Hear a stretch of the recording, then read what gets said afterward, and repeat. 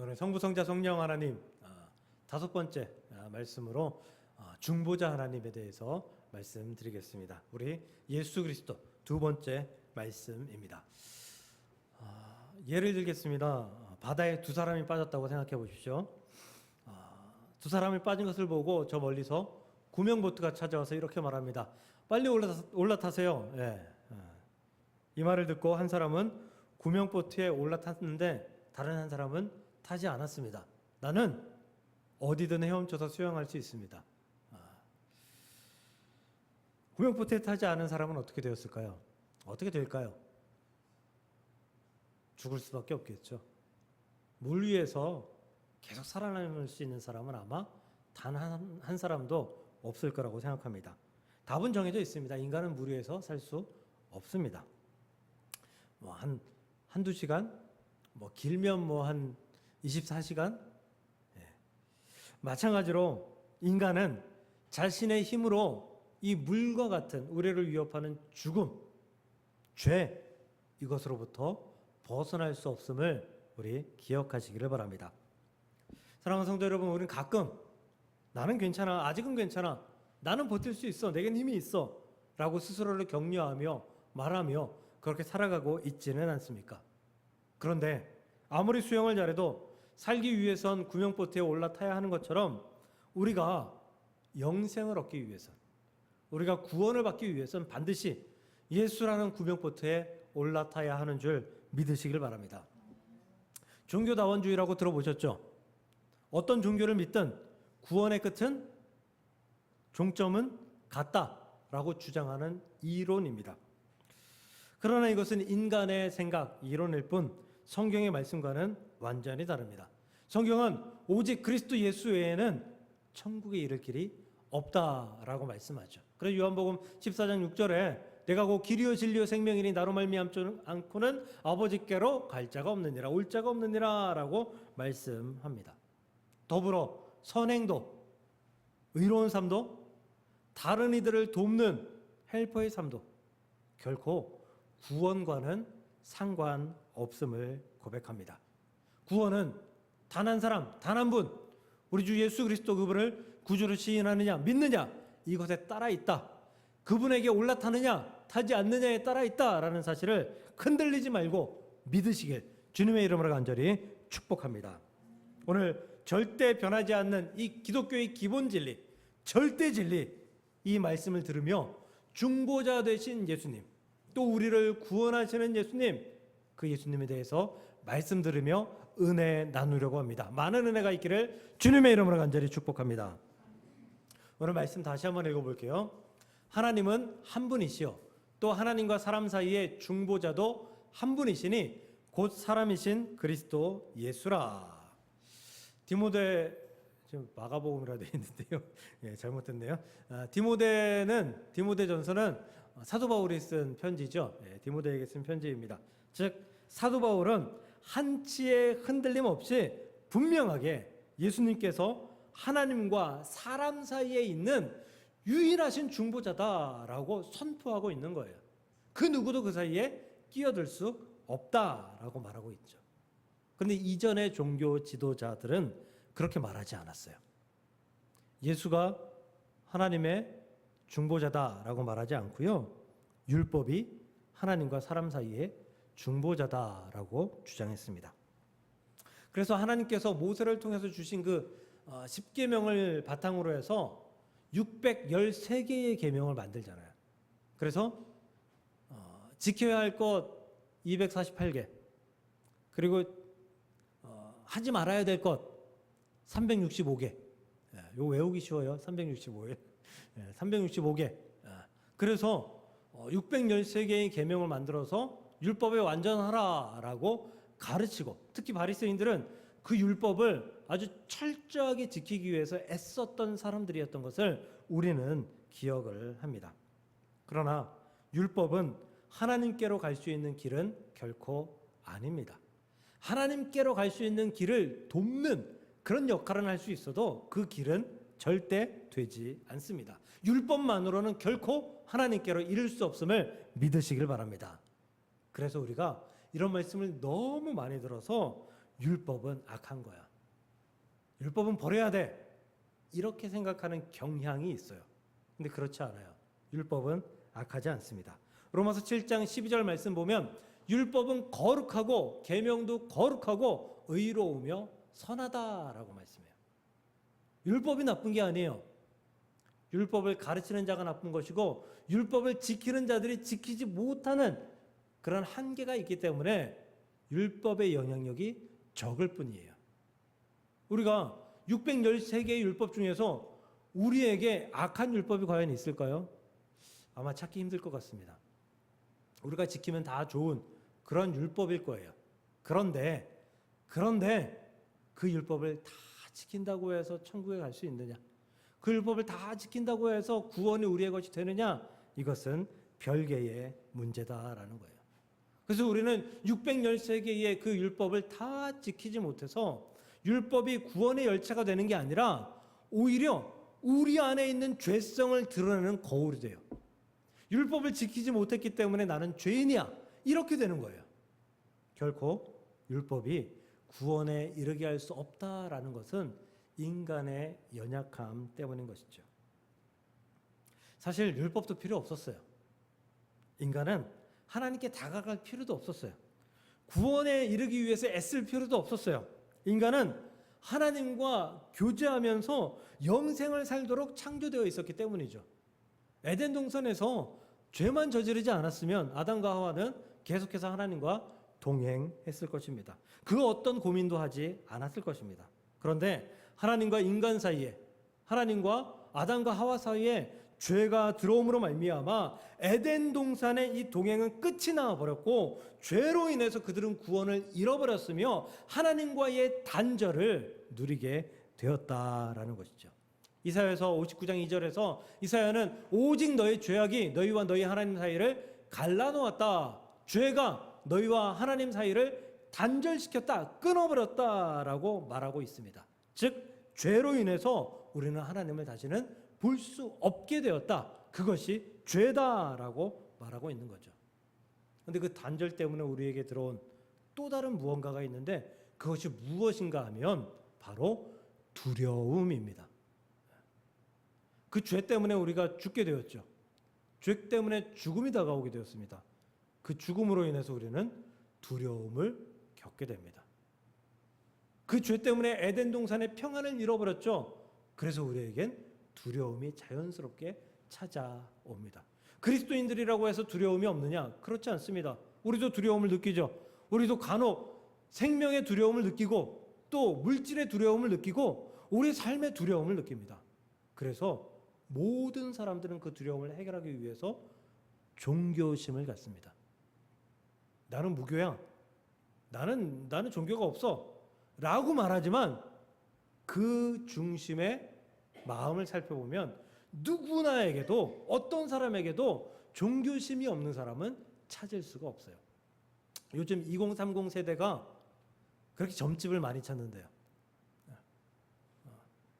기성세대보다 40, 60대보다 2030 세대가 훨씬 많이 찾는데요. 재미로요? 재미로 가겠죠 뭐. 근데 재미로 가서 그걸 믿죠. 두려움이 그런 거예요. 아프리카 오지를 가도 저 아마존 밀림을 가도 그 작은 부족 10명 20명 사는 그 작은 부족 내에도 종교가 있어요. 신기한 일이죠. 종교 그들이 가지고 있는 종교에는 두 가지의 공통점이 있어요. 하나는 신을 숭배하는 신을 높이는 그런 제사가 있고요. 두 번째는 신의 심판을 전달하는 그러한 행위가 있어요. 그러니까 하나님을 높이고 또 하나님의 심판을 전달하고 이런 것과 같은 거죠. 그게 다 왜 생겼냐? 두려움 때문에 하나님과의 단절 때문에 생겼다라는 거죠. 우리가 두려움이 있는 것은 하나님과의 단절 때문인 것입니다. 그러므로 이 하나님과의 단절, 이 두려움을 해결할 수 있는 유일한 방법 역시 중보자 대신 예수님이다라는 사실을 믿어야 합니다. 요한복음 8장에서 사람들이 음행 중에 잡혀온 여인을 예수님께서 정죄해라라고 말했을 때 예수님이 죄 없는 자가 돌로 치라라고 하죠. 너희 중에 죄 없는 자가 먼저 돌로 치라. 그랬더니 사람들이 그 돌을 하나씩 하나씩 내려놓고 다 사라져갔더라라고 말씀하고 있고요. 그리고 예수님이 나도 너를 정죄하지 아니하노니 가서 다시는 범죄하지 말라라고 말씀하십니다. 예수님은 이 죄, 이 두려움, 이 단절, 이것으로 인해서 범죄하는 우리 모든 인간들에게 내가 너를 정죄할 거야 대신 내가 너를 중보할 거야, 내가 너를 사랑할 거야 라는 그런 마음으로 우리에게 다가오셨고 심판 대신 용서의 길을 내어주시기 위해서 이 땅에 오셨던 것입니다. 즉 예수님은 우리의 완전하고도 완벽한 중보자의 역할을 하시기 위해서 이 땅에 오신 줄 믿으시길 주님의 이름으로 간절히 축복합니다. 성도 여러분, 죄는 우리로 하여금 하나님을 바라볼 수 없게 했습니다. 단절되게 했어요. 두렵게 했어요. 하나님께로 나아갈 수 없게 했어요. 그런데 예수님께서 완전하고도 완벽한 중보자가 되어 주심으로 우리에게서 두려워 말라, 놀라지 말라 그 마음을 사라지게 하셨고, 그리고 하나님과의 단절에 그 다리를 놓게 하셨고, 구명보트가 되어 주셨고, 그래서 결국은 우리가 하나님을 바라볼 수 있게 되었고, 하나님께 나아갈 수 있게 되었고, 그 길을 걸어갈 수 있게 되었고, 결국 그 길의 끝에서 하나님을 만나 구원을 얻게 되는 그 모든 일을 돕게 하시는 예수님이 있었기 때문이다라는 사실을 기억하시고, 중보자 되신 예수님을 의지하며 나아가며 살아갈 수 있기를 주님의 이름으로 간절히 축복합니다. 학창 시절 남학생들은 자주 싸우곤 합니다. 치고받고 싸우는 애들 많아요. 저도 뭐 몇 번 싸워봤고요. 근데 이 싸움은 보통 한 놈이 코피가 터져야지 끝납니다. 한 놈이 코피가 터져야 끝나요. 아니면 울거나. 그날도 친구들이 싸우는데 저와 제 다른 친구 한 명이 가서 한 명씩 뜯어 말렸어요. 근데 그거 아시죠? 뜯어 말리면 더 한다는 거. 뜯어 말렸더니 온갖 쌍소리를 더 해대면서, 큰 소리를 해대면서 막 주먹질을 해대고 발길질을 해대면서 막 너 이리 와 어쩌고저쩌고 그러면서 그 분을 가라앉히지 않더라고요. 그런데 보통은 잠시 그러고 말리면 1, 2분 내로 그냥 이제 수그러들고 그냥 씩씩대다 그냥 자기 자리에 들어가서 앉는데, 이 녀석들은 5분이 지나도 계속 그러더라고요. 그래서 내버려 뒀어요. 어떻게 됐을까요? 코피가 터졌을까요? 눈물을 흘렸을까요? 내버려 두니까 큰 소리 몇 번 하더니 알아서 지 자리에 가서 앉더라고요. 안 싸우더라고요. 이 중재하는 사람은 지혜가 필요한 것 같아요. 이 사람을 더 자극할 것인가? 아니면 이 사람을 좀 더 이렇게 가라앉힐 것인가? 정말 참 지혜이신 우리 예수님은 중재자, 중보자의 역할을 하신다라는 게 참 그 안성맞춤인, 찰떡인 그러한 역할인 것 같습니다. 예수님께서 우리의 중재자가 되시고 예수님께서 우리의 중보자가 되어 주심으로 말미암아 우리는 완벽한 중재, 완벽한 중보를 받을 수가 있게 되었다라는 것이죠. 예수님의 역할은 그저 싸움을 말리거나 화해시키는 그런 중보자, 그런 중재자가 아닙니다. 예수님은 주먹질을 하면 대신 맞아주시고, 죽이려고 하면 대신 죽어주시는 그런 중재를 우리를 위해서 행하셨습니다. 그래서 고린도후서 5장 18절을 보면 모든 것이 하나님께로서 났으며 그가 그리스도로 말미암아 우리를 자기와 화목하게 하시고, 화목, 중재하시고 중보하시고, 그리고 골로새서 1장 20절 그가 십자가의 피로 화평을 이루사 십자가의 피로 말미암아 중재하시고 중보하시고, 예수님이 하나님과 우리의 화목과 화평을 위해 중재하시기 위해서 화목 제물이 되어 주셨다. 십자가의 제물이 되어 주셨다. 그래서 완전하게 완벽한 중재자가 되어 주셨다라는 말씀인 거예요. 히브리어로 화목제는 제바우 쉘라밈입니다. 근데 이 쉘라밈은 우리가 아는 샬롬과 같은 어근을 가지고 있어요. 이 히브리어는 그 단어가 있고요. 그 앞에 뒤에 알파벳을 붙여가면서 이 단어의 문장을 만들어가는 그런 형식이 있거든요. 그래서 이 쉘라밈은 샬롬과 같은 어근을 가지고 있어서 평화라는 뜻이에요. 화평 이런 뜻이에요. 그래서 이 쉘라밈은 단순히 다툼을 멈추는 그런 평화 화평이 아니라 하나님과 같은 식탁을 나누며 이제는 원수가 아니라 가족이다라고 선포하는 그런 제바의 쉘라임, 그러니까 화목 제사라는 거예요. 히브리서 9장 28절을 보면 예수께서 쉘라밈 화목 제물이 되어 주시면서 이렇게 말합니다. 이와 같이 그리스도도 많은 사람의 죄를 담당하시려고 단번에 들이신 바 되었고, 하나님께서 예수님께서 화목 제물이 되어 주셨는데 그 화목 제물이 되어 주셔서 우리에게 완전한 중보자 중지자가 되어 주셨는데 그 예수님이 단번에 드려 주심이 됨으로 말미암아 이제는 이후로는 화목 제물이 될 필요가 없다. 더 이상 화목 제물을 드릴 필요가 없게 되었다라는 의미예요. 그러니까 예수님께서 화목 제물이 되어 주심으로 말미암아 그 화목 제물이 되신 예수님은 완벽한 화목제의 제사 제물이 되었다라는 거죠. 그러니까 더 이상 화목제의 제사가 필요치 않다라는 의미가 되는 거예요. 우리도 예수님을 닮아야 합니다. 따라야 합니다. 예수님은 정말 안 되는 일을 하신 거잖아요. 하나님과 인간과의 단절, 이 회복할 수 없는 이 단절을 회복시키기 위해서 자신의 생명을 주신 분이 예수님이잖아요. 우리는 지금 세상과 하나님이 단절되어 있는 그러한 시기를 살아가고 있습니다.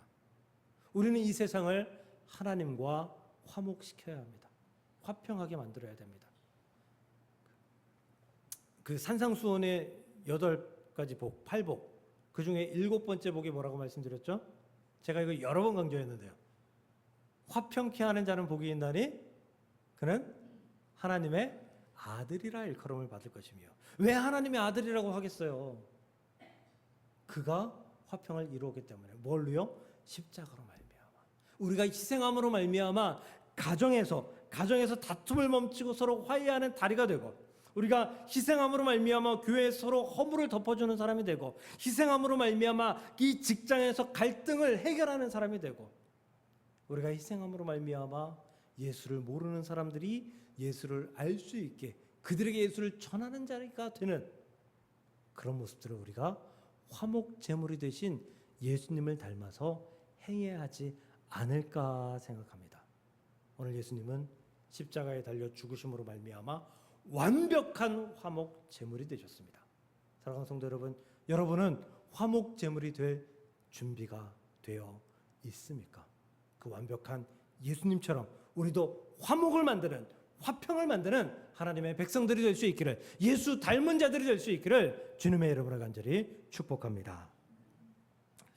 그 예수님이 지금도 우리를 위해 중보하십니다. 믿으십니까? 과거형이 아니에요. 현재 진행형이에요. 예수님은 지금도 하늘 보좌 우편에서 우리를 위해 중보하고 계십니다.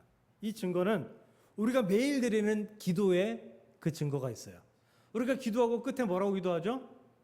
예수님의 이름으로 기도합니다. 그렇죠? 예수님의 이름으로 기도한대요. 이 얘기는 원래 뭐냐 하면 우리의 이름으로 기도하는 건 사실 그렇게 효과가 없다는 거예요. 별 의미가 없다는 거예요. 그런데 우리가 예수님의 이름으로 기도하는 그 순간 우리의 기도는 완전하고 완벽한 효과 있는 기도가 된다라는 거죠. 하나님이 들으시는 기도가 된다. 내 이름으로 하나님께 나아갈 수 없지만, 부족하지만 예수님의 이름으로는 하나님께 완전하게 나아갈 수 있다. 그러므로 나는 예수님의 이름으로 기도합니다 라고 선포하는 것이 바로 우리들의 매일의 기도다라는 것입니다. 천주교에서 이렇게 기도하는 거 들어보셨어요? 성모 마리아여 들으소서, 성모 마리아여 들으소서. 못 들어보셨어요? 이렇게 기도해요, 그 사람들은. 네. 이는 마리아에게 기도한다는 것보다는 예수님께서 어머니이신 마리아의 기도를 잘 들어주실 것이다 라는 기대를 가지고 그렇게 기도하는 거예요. 네. 마리아에게 중보를 부탁하는 거예요. 근데 마리아는 하나님께 선택한 자, 거룩한 자 인정합니다. 저도 마리아를 매우 존경합니다. 정말 존경합니다. 그런데 마리아는 우리와 똑같은 원죄가 있는 구원을 받아야 되는 그런 하나님의 백성입니다. 그저 사람일 뿐이다라는 거죠. 오늘 말씀을 다시 한번 읽어볼게요. 하나님은 한 분이시요 또 하나님과 사람 사이의 중보자도 한 분이시니 곧 사람이신 그리스도 예수라. 하나님과 사람 사이의 중보가 몇 분이라고요? 한 3명 되나요? 한 명, 한 분이래요. 그가 누구라고요? 그리스도 예수라잖아요. 하나님과 사람 사이에 있는 중보자는 오직 한 분이에요. 예수님. 마리아가 그 틈에 들어갈 게 없다는 거예요. 들어갈 수 없다는 거예요.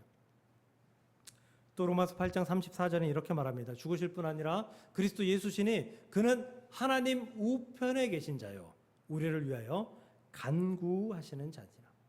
하나님 우편에 계신 자, 우리를 위하여 간구하는 자. 그래서 우리가 사도신경으로 신앙 고백할 때 이렇게 고백하죠. 하늘에 오르시어 전능하신 아버지 하나님 우편에 앉아 계시다가, 우리가 하나님 우편에서 우리를 위해서 중보하시는 예수님을 매일마다 신앙 고백하면서 고백한다라는 거죠. 유일한 중보자 되시고 지금도 중보하시는 그런 분이 예수님이다라는 거죠. 80년대만 해도요. 여기 모를 뿌는 쪽이 저 상희자매님 외에는 다 아실 수 있을 것 같은데 그 집집마다 전화기가 없었어요. 네. 그리고 이제 부잣집만 있었고 동네에 몇 집만 있었고 또 이제 큰 식당 같은 데 있었어요. 네, 거기서 전화를 어떻게 하냐면 전화가 어떻게 생겼냐면 까만 네모난 색인데 거기에 버튼도 없고 다이얼도 없어요. 아무것도 없어요. 그냥 위에 이렇게 뭐 전화국 마크인가 그거만 하나 있었어요. 그리고 옆에 이렇게 돌리는 다이얼이 있었죠. 네, 손잡이가 있었어요. 그래서 손잡이를 이렇게 두세 번 돌리면 이 수화기 너머에서 그 전화 교환원이 전화를 받는 거예요. 네, 어디로 전화를 걸어드릴까요? 라고 하면 여기서 어디로 전화 걸어주세요. 그럼 이제 전화 걸어주는 거죠. 저만 하나요 지금? 어르신들 외에 저만 하나요? 여기 계신 분들 다 아실 것 같은데 몰라요? 몰라요? 아니에요. 제가 초등학교 때 있었어요. 네, 제가 저희 이모 할머니, 저희 외할머니의 여동생이 강원도 평창에서 큰 식당을 하셨거든요. 네, 그 식당 가면 항상 그 전화기가 있었어요. 그 전화기 항상 있었어요. 그래서 동네 사람들이 전화하려면 그 집으로 꼭 왔었어요. 어쨌든 근데 저도 그거 해봤거든요. 재밌어서 해봤는데 해도 여러 번 막 돌려도 안 받을 때가 있어요. 안 받을 때가 있어요. 전화 교환원이 바쁠 때죠. 뭐. 바쁠 때 아니면 딴짓할 때, 자리를 비웠을 때, 뭐 졸았을 때, 뭐 이랬을 때 있었을래나 모르겠는데 하여튼 그럴 때 교환원은 그 교환원의 역할을 못할 때가 있어요. 그런데 우리 예수님은 교환원의 역할을 완벽하게 하십니다. 언제나 어느 때나 항상 우리를 위해서 마음을 열어놓으시고 눈으로 바라보시며 항상 기다리고 계시기 때문이죠. 그래서 졸지도 주무시지도 않고 우리의 기도를 들으시고 그것을 들으시면 예수님이 중보하며 우리를 위해서 하나님께 나아가신다라는 거죠. 그러므로 우리는 담대히 기도해야 합니다. 내가 기도할 때 난 죄인인데, 난 부족한데, 난 연약한데 하나님이 나 같은 거 기도 들으시겠어? 이런 마음이 아니라 나는 부족합니다. 나는 모자랍니다. 나는 하나님께서 보시기에 정말 악한 자입니다. 그런데 내가 중보자이신 예수님을 의지해서 지금 이 시간 기도합니다 라는 마음으로 우리는 기도할 수 있다라는 것이죠. 우리에게 완전하고 완벽한 예수 그리스도라는 중보자가 계시기 때문입니다. 그러니 담대히 기도하십시오. 담대히 나아가십시오. 그리고 여러분의 기도의 제목들을 여러분의 간구들을 우리 하나님 앞에 온전하게 내어 놓으시길 바랍니다. 그러면 영원한 중보자 되신 우리 예수께서 그 기도를 들으시고 도우셔서 우리의 기도에 응답이 속히 다가오게 될 줄로 믿습니다. 말씀을 정리합니다. 중보자 되신 예수님은 십자가로 하나님과 우리 사이를 가로막았던 죄의 담벼락을 완전히 무너뜨리셨습니다. 그러므로 우리는 이제 두려움에 떠는 자, 그래서 이상한 희생 제사를 드려야 되는 그런 사람들이 아니라 에덴 동산의 아담과 하와처럼 하나님과 동행하며 교제하며 영생을 누릴 수 있는 하나님의 은혜의 백성이 되었다라는 사실을 믿으시길 바랍니다. 예수님은 단번에 자신을 화목제물로 드리심으로 말미암아, 그 십자가로 드리심으로 말미암아 우리와 하나님과의 사이를 이어주는 다리가 되어 주셨습니다. 그 십자가의 사역, 그 다리의 사역은 지금으로 끝나는 것이 아니라 영원토록 이 세상이 끝나는 그날까지 함께 하실 것입니다. 그러므로 그것을 믿으시며 주 앞에 나아갈 수 있기를 소망합니다. 우리는 부족합니다. 연약합니다. 우리의 기도는 부족할 수 있습니다. 그러나 예수님의 중보는 완전한 줄 믿으시길 바랍니다. 우리의 힘은 연약합니다. 그러나 예수님의 능력은 강력한 줄 믿으시길 바랍니다. 우리의 믿음은 흔들릴 수 있으나 예수님의 언약과 예수님의 은혜는 절대 흔들리지 않으신다는 사실을 기억하시고 예수님을 믿고 하나님 앞에 나아가고 하나님께 기도하고 하나님께 온전히 우리의 모든 것들을 아뢰 수 있는 그런 중보를 받을 수 있는 우리 모두가 될 수 있기를 주님의 이름으로 간절히 축복합니다.